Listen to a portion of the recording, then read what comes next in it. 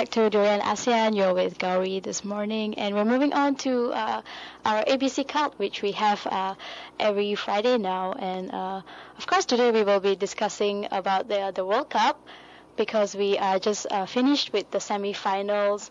And as we all know, Germany is through to the finals after beating Brazil 7-1. And last night, actually, Argentina got through after beating Netherlands 4-2 in penalties.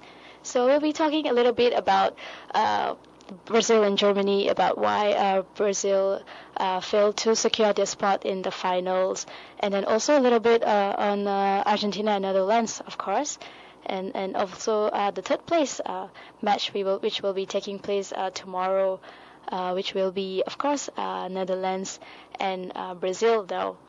And the finals is now down to Argentina and Germany. And joining me today, I have Yukesh, who has been observing the World Cup. So let's say hello to him. Hello, Yukesh. Hi, Gowri. Hi, how are you doing? Doing well. How about you? I'm very good, thank you. So what's your favorite team in the World Cup? Who are you supporting? England. Why England? I've been supporting them for very long, actually. Okay. Most of my players are from the Liverpool. Oh yeah, you said you were a big Liverpool fan, right? This time we had 7 players in the World Cup. Yeah, so 7 players is a huge number, right? Right. That's why. Okay, so you said you support Italy as well. Yeah, I do. It's my second team, actually, but unfortunately both teams were not. Yeah, don't worry about that because my team Spain is out as well. But right now, at least I still have Germany going for me. Okay, I don't feel so bad now. So maybe we will start with the Brazil and what was that? Germany, the match. So as we all know, Brazil is the host this year to the World Cup, and it was very, very important to them to win this, especially after all the money that they spent on trying to host this thing. So what is your take on this? Why did Brazil do so badly that they lost 7-1 to Germany? Actually, I think it was a big shock, not only to us, to the whole nation, I would say. Mainly because 2 players missing. The best player in the team so far, Neymar, and also the captain, Thiago Silva, I would say. And Thiago Silva really infected the whole defense. With Dante couldn't do much, and also Marcelo. Sorry. And 4 goals in 6 minutes was a tough thing to handle by any teams, both mentally and also physically. So that's another issue that everyone's been talking about, that apart from losing 2 players, it was also a lot of the mental thing, that they were kind of demotivated after this first goal scored by Muller that night.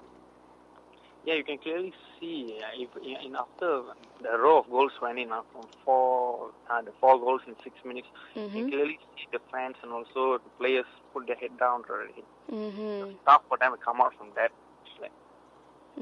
So how different do you think was the tactics between Brazil and Germany? I couldn't see Germany play very hard or that. They played very relaxedly the whole game. Okay. And I can just say that they really used the point where they saw Brazil's defense very weak, and just played it out very easily. You can see all their goals. They never they never struggle or they didn't panic or anything. They just passed truly. You can see Khedira, Kroos, and also Muller, and even Ozil. They even passed the D box as well. Which just sums up how good their attacking players are. Okay, so I think also Julio Cesar, who is Brazil's goalkeeper, actually had very little training as well in goalkeeping because he hasn't been playing much for his club as well. And of course, Thiago Silva would have probably worked better on the defense because as we can see, they actually left the defense open, and they left the goalkeeper to fight for himself, which is not fair. As we all know, we need to have the defenders there, which did not happen. And in Brazil, bench was not as good as expected. You can remember the old Brazil where we had Ronaldo, Ronaldinho, and also Kaká. And they still had option to have Ronaldinho, Kaká, or Coutinho, a few players, but they stood with Fred and Joe. Was a bit tough actually. So another thing was also I think I mean, correct me if I'm wrong, but the fact that they put all their pressure and everything on one player, which is Neymar, because football is essentially a teamwork, and when you put all your hopes on one player, so and then that player gets injured, and then suddenly it's like all hope is gone. Yeah, it's a tough ask as well for a single player to carry your whole nation's a game. It was tough, and looking at Neymar getting injured was very, very painful. Not even for Brazil fans, but also neutral fans, because he was the most exciting player for the World Cup for me, I would say.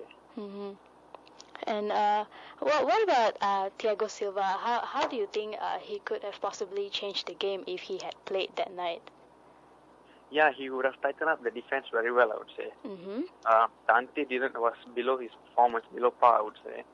And we saw him in many matches where David Luiz and Thiago Silva was the main man. Okay. Thiago Silva was the captain as well. He really captained the back line very well. This time, David Luiz, I couldn't see a good captaincy in him. Okay. But, yeah. And also when it comes to the management tactics and all, yes, we know that Luis Felipe Scolari, he actually refused to step down as Brazil's manager, but he did say that he made a mistake and he took the blame for it. And maybe who are the other key players that could actually fill in for Neymar and probably score? Yeah, actually they had the options in the squad, I couldn't see anyone else besides Neymar scoring against any other teams, I would say. Hulk was pretty good in certain games only, but in terms of consistency, I couldn't see any other one. Okay. But they had a chance to have Pato. He's also a good goal scorer. Who is it? Pato. Okay.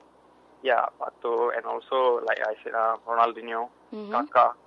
They do have the experience as well.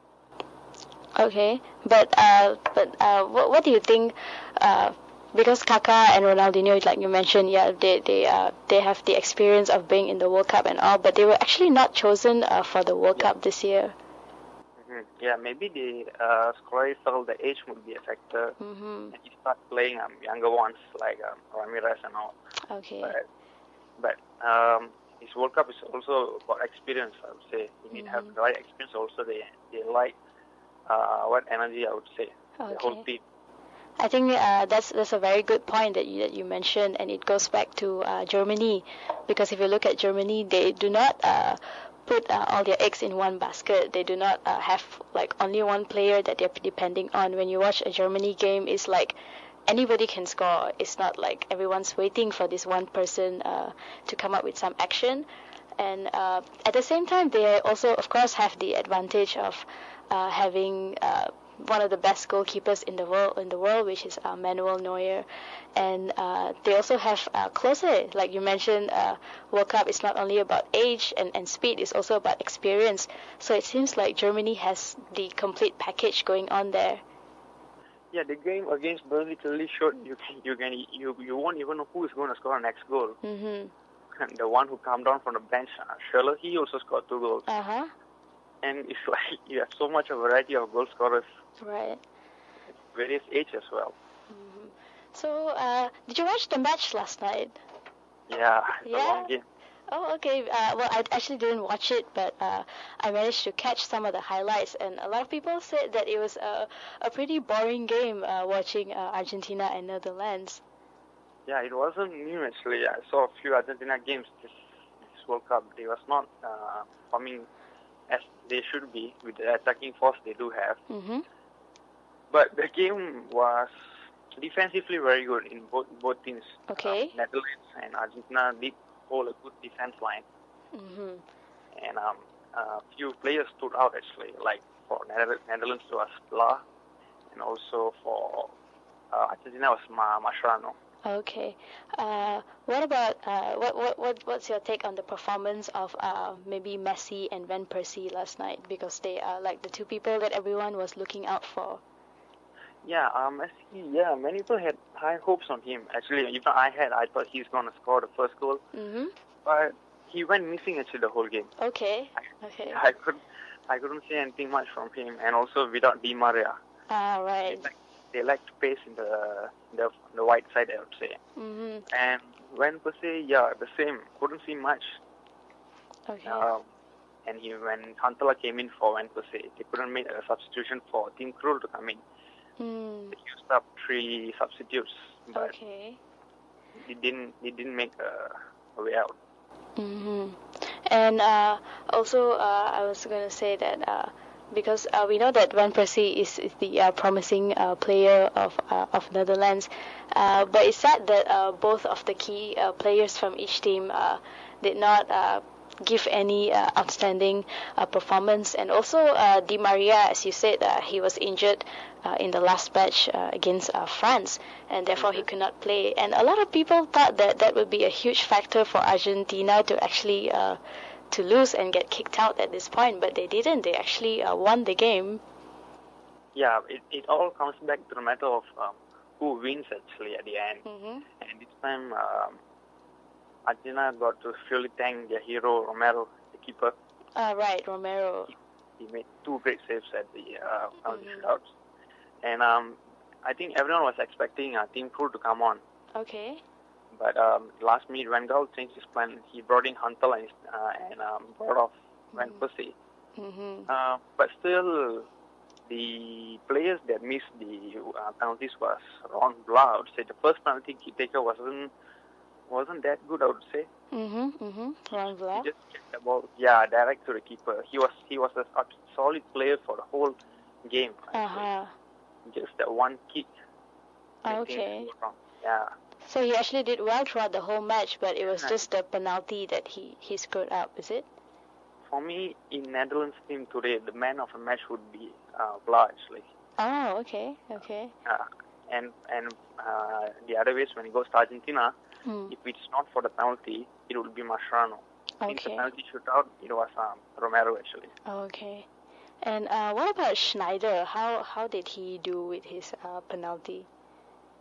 Yeah, Schneider's penalty was good as well. But he was also denied by Romero, it seems. Yeah, but he didn't hit at the right side, I would say. Okay. That was purely to keeper's intelligence, I would say. So you were actually, you told me that you were rooting for Netherlands to go to the finals. Yeah, true, because they always come until the finals, and at last they couldn't clinch their first World Cup trophy. So I was expecting, okay, at least this time would be their year. But it's like a curse, is it? They always go up to the semi-finals, but they just cannot get to the finals and win that cup. Yeah, even in previously they went to the final as well. They couldn't win against Spain. It was really pain to see at times. They play so well. They have a good squad. And now they are. I think for Robin it will be his. I'm not sure will it be his last World Cup or not, but still, they should have won something. So but now that oh, sorry, what? Still, they do have the third placing game. So now that Argentina and Germany is in the World Cup, it seems that we have 2 very, very different teams here. How would you describe the style of these 2 teams of Argentina and Germany? I would say the styles that Argentina have, they should be doing very well in attacking.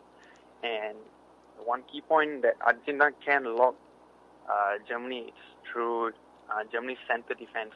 Okay. But Mertesacker is not a quick person. We know him in Premier League as well. He's a good player, but in terms of speed, against Di Maria, Messi, or even Higuain, he would be able to get disturbed with their pace. Okay. There's one area that Argentina can think of to break off Germany. Mm-hmm. In terms of attacking, Germany have the advantage, I would say. Mm-hmm. The whole midfield and also Muller and up close is also broken the record of the old Ronaldo. Yeah, that's right. He's surely going to be in high confidence, I would say. Mm-hmm. And also, I think it works out very well for them that they have Neuer, who makes goalkeeping look so easy. Actually. Yeah, at times he plays as a midfielder, I would say. Who? Neuer. No. Yeah, he comes so in front. You get confused. Is this guy a keeper or midfielder? Yeah, because he's actually one of those goalkeepers who actually kind of go far into the pitch, and he doesn't just stay at his box. And one advantage he has is he has not done any mistakes so far. Okay. So that will be a tough task. I don't think Argentina relying alone on Messi would help. Mm-hmm. They have to go all around and attack because it's in Germany. You saw what they did to Brazil, the host nations. So Argentina should be very careful.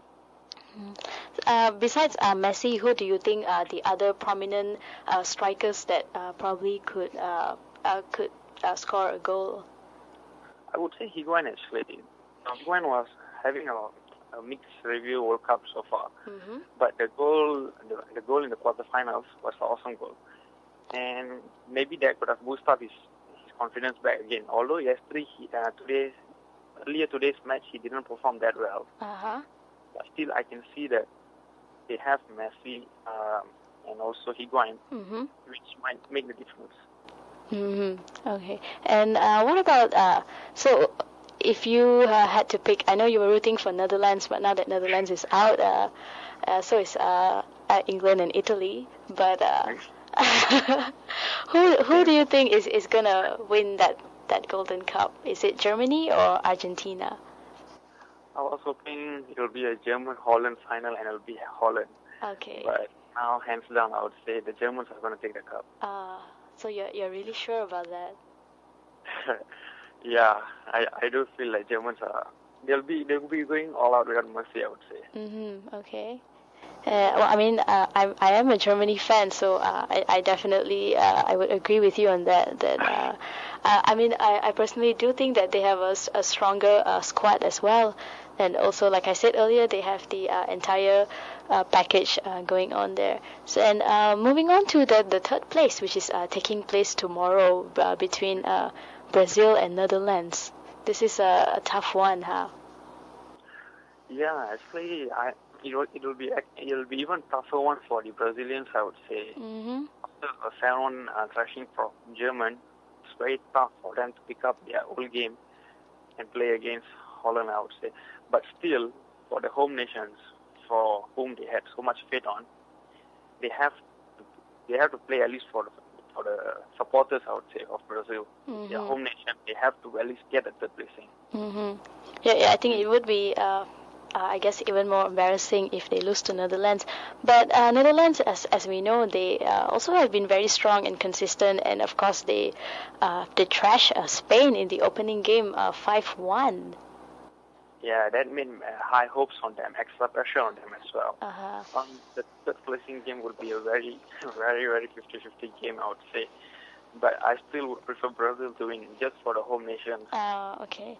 Yeah, because as we discussed earlier as well, the government has spent a lot of money trying to host the World Cup and trying to make things happen. And the Brazilians were really hopeful that they can win the World Cup this year. So maybe third placing would be a little consolation for them, even though it's not really, I would say, that satisfying for all the fans that come from all over the world and also all over Brazil to watch the match. Yeah, it comes to like something better than nothing, right? At least you finish third rather than you don't finish in at least third. So going back to the finals between Germany and Brazil, I would like to ask you, what is your score prediction for the game? Oh, that's a tough one. Oh yeah, it's always a tough one. I'll go for 3-1 for Germany. 3-1 for Germany. So I'll be very happy to listen to this. So who is going to score the 3 goals? I'll go for. Oh my God, scorers are tough. Yeah. All of them will score. I'll go for Muller. Okay. I'll also go for Toni Kroos. Mhm. And let me see. I think Ozil will score the third one. Why? Why Ozil? Yeah, I just feel like he'll be scoring. Yeah, because he hasn't been. I mean, he's got 1 goal against. Was it Algeria? I think. Yeah, but I think sure the manager would be insisting him to have more shots on target. He had many shooting chances, and he keeps passing, I would say. That's right. Even in the last match against Brazil, he actually had a lot of chances, but he kept going wide and missing. And also, I guess he got used to just passing the ball because he's a midfielder and he doesn't actually focus on finishing the move. He's a lot more concerned about passing the ball to a finisher. So this time he might be taking his opportunity to shoot as well. Mm-hmm. So I'm putting him in third place. Okay. And I'll be happier to see closer score as well. Oh, okay. Right. I mean, he's already like the highest all-time World Cup scorer right now. Yeah, higher the better, right? Yeah, of course. And what about Argentina? Who do you think will shine? I think Messi. Mhm. Although this match didn't go well. Okay. I think Messi is the only talent that can even change the scoreline, I would say. Oh, okay. Do you think Di Maria will be fit to play for the finals, or will he probably be out? It's a tough ask, but looking at today, he was a bit well, so I think he might be playing. But if he is playing, it's a major boost for Argentina, I would say. Right. Because sorry. Yep. Yeah, you were saying and. Yeah, because if Di Maria is playing, but he should play in like at least 80% full fitness. Okay. Playing 50% at times, players do use injections, right? Mm-hmm. So it's a tough ask for like that. Mm-hmm. Yeah, and Di Maria is also one of my favorite players of all time from Real Madrid, and I'm looking forward for him to play. Although I'm supporting Germany, I'd really like to see him fit and back on the pitch and also contributing to the team. You know, helping out Messi, Higuain, and also another player that is. I think who's really good, but he's also not fit right now is Sergio Aguero. But he did play last night, though. Yeah, he did came on, but he couldn't make much difference. But they are all with lots of qualities. We have seen now doing it much in the Premier League. Mm-hmm. So you can still rely on them very well, actually. Okay. So your score prediction is 3-1. We'll see how that one goes. Yeah. We're actually running out of time. We had thank you very much for the very insightful discussion and all your opinions. Thank you for joining us this morning. Yeah, thank you so much.